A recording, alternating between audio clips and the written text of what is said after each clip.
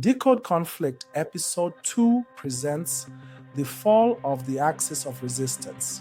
For decades, Iran and its network of militant allies, Hezbollah in Lebanon, Hamas and Palestinian Islamic Jihad in Gaza, and the Assad regime in Syria, projected themselves as the so-called axis of resistance.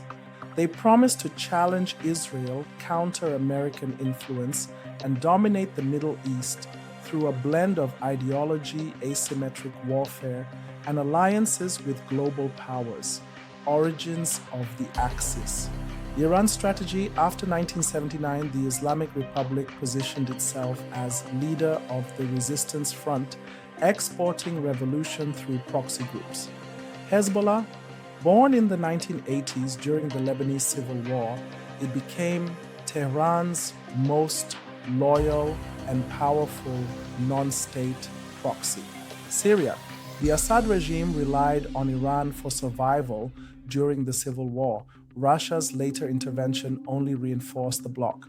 Collectively, they branded themselves the axis of resistance. A narrative of perpetual confrontation with Israel and the West. The illusion of strength, massive arsenals of rockets in Lebanon and Gaza. A narrative of resistance victories. From Israel's withdrawal from southern Lebanon in 2000 to surviving wars in Gaza, a propaganda machine that exaggerated resilience while masking economic rot, corruption, and dependence on Tehran. Behind the facade, each member carried fatal weaknesses. Iran, crippled by sanctions, brain drain, and popular unrest. Hezbollah, increasingly a state within a state that alienated Lebanese citizens. Hamas, locked in perpetual conflict, cut off from Arab neighbors. Syria, a broken state, propped up by outside powers. The turning point, Israel's technological edge.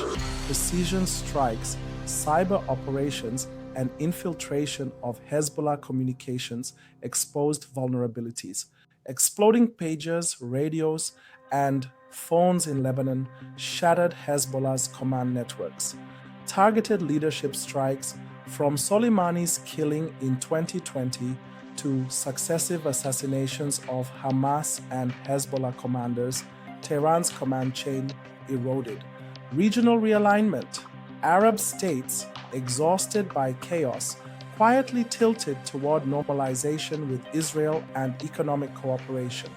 The Axis found itself isolated. Iran's domestic crisis. Protests over economic hardship and repression undermined the regime's legitimacy, sapping resources from its foreign proxies. Hezbollah under siege. Once seen as Iran's strongest card, Hezbollah faced relentless pressure. Israeli air and cyber campaigns destroyed weapons convoys and underground infrastructure. Lebanese public anger soared as the group dragged the country into poverty and conflict. Assassinations of top operatives left gaps in leadership. By the mid-2020s, Hezbollah was no longer untouchable. It was cornered. Hamas and Gaza. Hamas's claim of resistance collapsed under repeated wars with Israel that devastated Gaza's infrastructure. The killing of its top leadership in precision Israeli strikes left the organization fractured. As Egypt, Saudi Arabia, and Gulf states invested in a post-Hamas vision for Gaza, the group's relevance dwindled. Syria and Assad's dependency.